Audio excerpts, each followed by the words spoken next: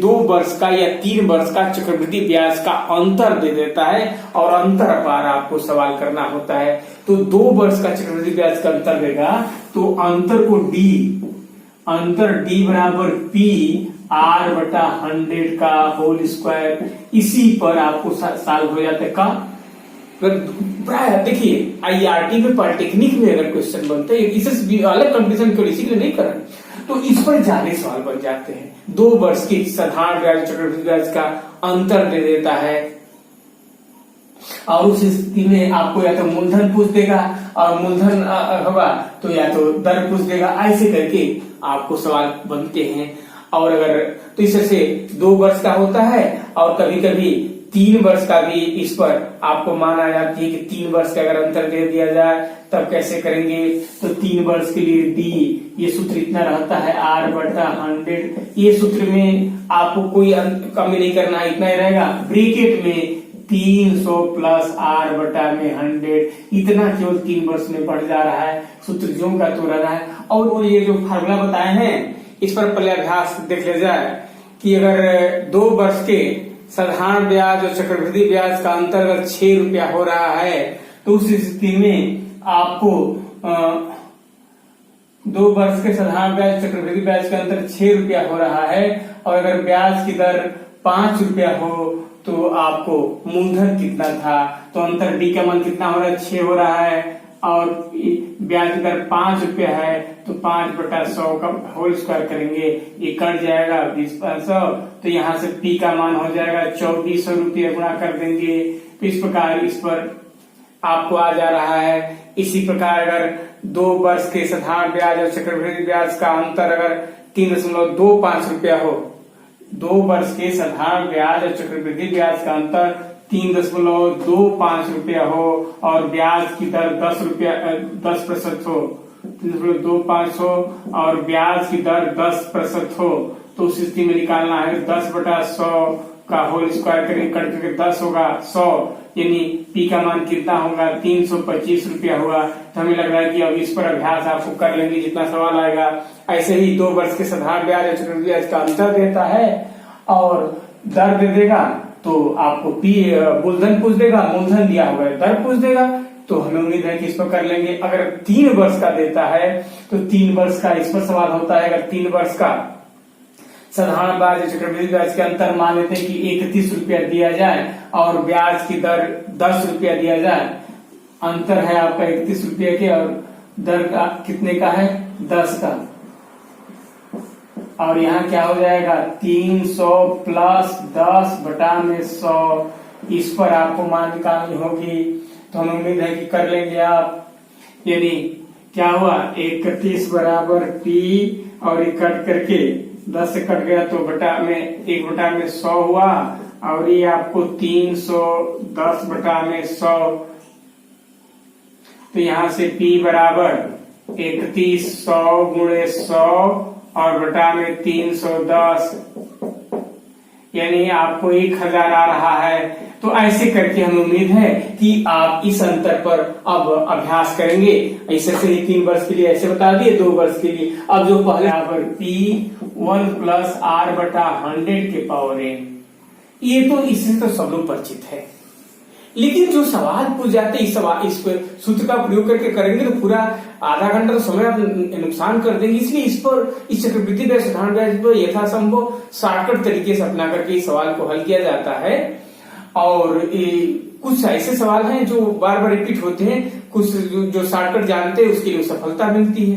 तो उसी को देखा जाए, आज कुछ ही चर्चा कर पाएंगे, शेष बाद में भी देखेंगे, ये कई साल सब नहीं हो संभव नहीं है। तो पहले इस पर देखा जाए कि देखिए पहले देता है कि जैसे मान लीजिए कोई धन T वर्ष में कुछ समय का नाम देगा, 2 वर्ष 4 वर्ष, तो T वर्ष में A गुना हो जाता है, यानी 2 गुना 4 गुना, A के मतलब 2 गुना 4 गुना कहेगा। लेकिन आगे जो क्वेश्चन पूछेगा तो जिसे 2 गुना कहेगा तो उसी के घात यानी 8 गुना कह देगा, 16 गुना कह देगा, उसी के पावर के रूप में पूछता है। तो अगले में कि आपको A के पावर n गुना होने में लगा समय, तो T इंटू n कर देंगे, इतने समय लगेगा।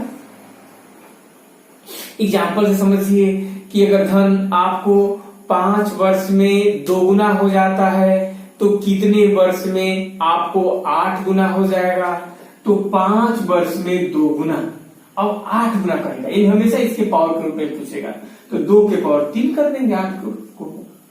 तो आपका फिर ये 3 और 5 में गुणा कर देना, इसकी घात में और इसमें, तो 3 गुणे 5 बराबर 15 वर्ष में वो क्या हो जाएगा, आपको 8 गुना हो जाएगा। इसी प्रकार कोई धन 10 वर्ष में 3 गुना हो जाता है, 10 वर्ष में 3 गुना हो जाता है, कितने वर्ष में 27 गुना हो जाएगा।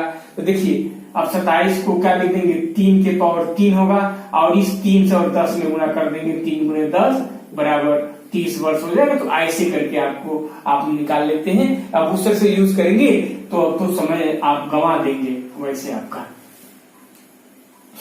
दूसरा, इसमें अक्सर ब्याज की दर पूछ देता है, और जैसे 3 वर्ष का चक्रवृद्धि धन दे देगा, 2 वर्ष का चक्रवृद्धि धन दे देगा, तो ऐसे करके दे देता है। तो उस समय याद रखना कि R/100 बराबर हो जाता है आपका आपका A2/A1, यानी अलग अलग समयों का आपका चक्रवृद्धि का धन दे देगा, कितने वर्ष में इतना है, इतने वर्ष का इतना है, तो वो उससे निकालेंगे। और इसका पावर 1/, जो समय दे देगा कि आपका T3 माइनस यानी T2 माइनस T1 कर दीजिए, अलग अलग समय देगा, भिन्न भिन्न समय, और -1 ऐसा कर देंगे ना, और ऐसे करके आपको निकाल देंगे। तो आपको यहाँ R/100 है, A2/A1। तो अब इतना देखने में सूत्र बड़ा लग रहा है, लेकिन जब सवाल करेंगे तो इस पर आसान हो जाएगा। अब इस तरह के सभी अभ्यास देख लें। तो R/100 अगर मान लेते हैं कि A2/N1 गुने की बात आ जाती है, तो वहां पर भी सूत्र लागू हो जाता है, T2 माइनस T1 -1, या R/100 अगर इसमें A और T का बात आएगी तब तो केवल यहाँ 1/T रखना होगा -1, इसके बेस पर आपको मान निकल जाता है। या कभी कभी एक और स्थिति होता है कि R/100 अगर N गुने की बात आएगी तो 1/T कर देंगे, इन पावर के रूप में देना समय का, इन पर मूल धन निकलेगा -1, और उसके बेस पर ये आपको दर निकलता है। तो हम लोगों को पहले इस पर तो अभ्यास करना है, एक सवाल को, 2 सवाल को, लेकिन अभ्यास के पहले एक चीज जो सबसे अधिक बड़ा आपका मिश्र धन 540 हो जा रहा है, और 2 वर्ष का मिश्र धन 500 हो रहा है, तो ब्याज की दर बताइए। 3 वर्ष का मिश्र धन 540 और 2 वर्ष का 500, तो ब्याज की दर, तो फार्मूला आपको कहे थे कि R/100 क्या लिखे थे, अगर अलग अलग देगा तो A2/A1, 1/ T2 माइनस T1 -1, लंबा सूत्र लग रहा था आप लोग को, लेकिन R/100 देखो ये 540/500 है। जब मान रखेंगे यहाँ तो 3 और -2, तो 3 -2 तो खत्म हो जाएगा, 3 -2 1 हो जाता है, 1 का मान कुछ नहीं, तो ये खत्म हो गया, -1 कर देना था यहाँ पर। तो 540 - 500/500 तो कितना हो गया, यानी 40/500 हो गया। यहाँ से आपको कटी गया 8/40, यानी ब्याज की दर 8% आ गई। तो ऐसे करके इस पर ब्याज की दर की गणना कर लेते हैं। अब उससे करेंगे तो समय लगेगा, होने के लिए तो होगा ही, तो ऐसे करके आपको कर लेंगे। इसी प्रकार अगर इस तरह से दिया जाए कि 5 वर्ष में धन जो होता है 1.96 गुना हो जा रहा है, और 7 वर्ष में 2.25 गुना हो जा रहा है, तो उस स्थिति में ब्याज की दर बताइए। तो जो आपको N2/N1 की बात आई है उस पर किया जाए तो R/100 कितना गुना हो रहा है, 7 वर्ष में 2.25 गुना, 5 वर्ष में 2.96 गुना, और पाव 1/T2 यानी 7 - 5 तो 2 हो जाएगा, यहाँ ध्यान रखना, और -1 करना है। तो R/100 ये 225 है, 196, 225 का क्या हो जाएगा, 15 225 होता है, और 14 -1, तो ये 15 में 1/14 हो गया। इस तरह से आपको तो R का मान निकालना है, तो 100/14, ऐसे करके आप मान रेट निकाल सकते हैं। तो इस प्रकार आपका ऐसे करके ये गणना की जा सकती है। तो इस प्रकार आपका उसी प्रकार, तो ये आपको अगर ये कह देगा कि 2 वर्ष में अगर 2 वर्ष में 1.44 गुना हो जा रहा है, तो ब्याज की दर बताइए। 2 वर्ष में बात उठा रहा है, तो R/100। अब चूंकि गुना कह रहा है तो मैं n के पावर 1/t ही कहा था -1, तो यहाँ n के रेशो में 1.44 दिया रहा है और पावर कितना हो रहा है 1/2 -1, यानी 1.44 का वर्गमूल। तो एक्चुअल में 1.2 होता है, -1 कर देंगे 0.2 हो जाएगा। R/100 का मान है, गुणा कर देंगे तो R का मान 20% हो जाएगा। तो जो चीज बताए हमें उम्मीद है कितने पर अभ्यास कर लेंगे। और एक चीज बताए थे, जैसे 8 वर्ष में 3 गुना हो रहा है तो कितने वर्ष में 9 गुना हो जाएगा। तो 9 क्या है, 3 के पावर 2 होता है, तो 8 दूनी 16 वर्ष हो जाएगा। उसी प्रकार यह दे दे कि 5 वर्ष में अगर 2 गुना होता है तो कितने वर्ष में 16 गुना हो जाएगा। तो 2 के पावर 4 हो रहा है, 4 में 5 से गुणा कर देंगे तो आपका 20 वर्ष में वो 16 गुना हो जाएगा। तो इस जितना बताए हमें लग रहा है कि अब इस तरह से सवाल आएगी, और यही अक्सर ऐसे सवाल आपके पूछे जाते हैं। लेकिन और भी इतर सवाल हैं और भी हम लोग को अभ्यास करना होगा। अब कभी कभी जैसे दे देगा कि 2 वर्ष का साधारण ब्याज, अब हट करके वो साधारण ब्याज क्वेश्चन पर है कि 2 वर्ष का साधारण ब्याज आपका 200 रुपया है और 2 वर्ष का चक्रवृद्धि ब्याज 205 रुपया है। अब इतना ही क्वेश्चन दिया और कुछ नहीं किया। 2 वर्ष का साधारण ब्याज 200 रुपया कह दिया और 2 वर्ष का चक्रवृद्धि ब्याज 205 रुपया कह दिया। इसके बाद अगर क्वेश्चन में कुछ नहीं दे रहा तब तो यहाँ से हल नहीं हो पाएगा, तब उसको कैसे हल कर पाएंगे। तो इस समय समझिएगा इसमें कि चूंकि 2 वर्ष का साधारण ब्याज 200 रुपया है तो साल भर कितना हुआ आपका 100 रुपया साधारण ब्याज हो रहा है। अब इस 100 रुपये का ही ब्याज ही 5 रुपया है, उसी को तो होता है। तो 100 रुपये का ब्याज आपको 5 रुपया है, यानी दर यहां से निकल गया 5%। कैसे भी होगा, दूसरा ब्याज है तो उसमें से निकालना पड़ता है 2000 का इतना रुपया, इसलिए 100 रुपये कितना होता, तो दर निकल गया, आपको दर भी निकल गया और साल भर की ब्याज भी पता हो गई, तो आपको मूलधन निकल जाता है। अब उस पर ध्यान रहे दर पर कि आपको क्या हो जाता है आपका इंटरेस्ट की PRT में 100, ये प्रारंभिक आपको 100 रुपया रह रहा है साल भर का ब्याज।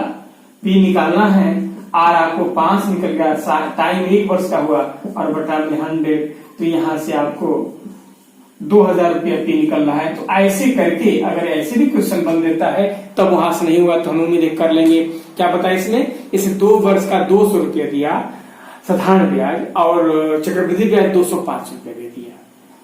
अब इसमें चूंकि दर एक दिया रहता तो वो सूत्र यूज करते, इसमें दिया नहीं है तो दिया नहीं का तो सूत्र काम नहीं करेगा। तब वहां ये सोचना पड़ेगा कि देखो साधारण ब्याज हर साल का बराबर होता है, तो 2 वर्ष का 200 रुपया है तो 100 वर्ष का जितना देगा, अगर मान लीजिए 500 रुपये देगा तो 250 हो जाएगा। तो साल भर का आपको अगर 200 है साल भर का 100 रुपया होगा, तो साल भर का ब्याज ये समझना कि 100 रुपया ही मिल रहा है उस जितना भी मूलधन है।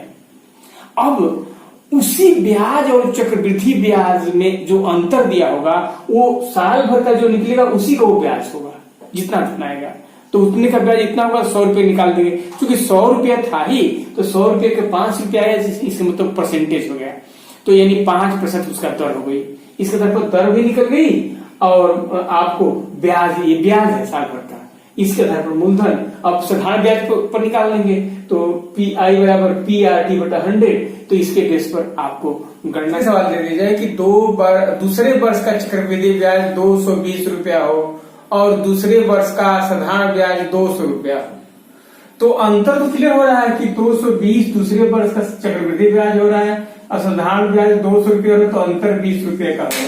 लेकिन एक चीज और कुछ है, दूसरा मान नहीं दिया है, P दिया इसमें और R पूछ रहा है, तो इसकी में एक चीज ध्यान रखिएगा कि प्रत्येक वर्ष का साधारण ब्याज समान ही होता है। तो दूसरे वर्ष का 200 रुपये है तो पहले वर्ष का भी 200 रुपया होगा। अब ये जो अंतर आएगा इसके मतलब कि ये 200 रुपये का ब्याज हो जाएगा, इस चीज को ध्यान रखिएगा। तो 100 रुपये का ब्याज कितना हो जाएगा, 10 रुपया हो जाएगा, तो दर तो यहीं से निकल गया कि दर आपको 100 रुपये के ब्याज को ही दर कर देगा। इससे अगर 3 वर्ष का साधारण ब्याज आपको 3 वर्ष का साधारण ब्याज अगर 1200 रुपया हो और आपका दूसरे वर्ष का चक्रवृद्धि ब्याज या 2 वर्ष का चक्रवृद्धि ब्याज 812 रुपए दे दिया जाए तो उस स्थिति में पूछा जाए, यानी 3 वर्ष का साधारण ब्याज 1200 रुपया है तो आपको 2 वर्ष से कितना हो जाएगा, 800 हो जाएगा, और चक्रवृद्धि ब्याज 812 कह रहा है, अंतर कितने का हुआ, 12 रुपए का अंतर हो गया। तो ये अंतर तो निकाल लेंगे। अब देखिए, जब 2 वर्ष का चक्रवृद्धि साधारण ब्याज 800 रुपये है तो साल भर का देख लेते हैं कि साल भर कितना हो जाएगा। तो साल भर कितना हो जाएगा, 400 रुपये हो जाएगा। अभी 400 रुपये का ही ब्याज ही 12 रुपया होगा। साल भर का निकालें साधारण ब्याज और जो अंतर रहेगा वही आपको उतने साल भर का ब्याज हो जाएगा। इसलिए 100 रुपये का ब्याज कितना हो जाएगा आपका, तो 12/400 ऊपर 100 से गुणा कर देंगे, 3 रुपया हो जाएगा, यही दर हो जाएगी। तो दर 100 ऐसे निकाल लेंगे। हाँ, मूलधन निकालनी होती है तो मूलधन में अभी अब दर निकल गया तो भी मूलधन निकाल लेंगे कि अब ये दर जैसे इसी बात की दर 3% आ गया और साल भर का ब्याज आप समझिएगा 400 रुपये था जो प्रथम साल का, उसी को दर निकाल देते हैं।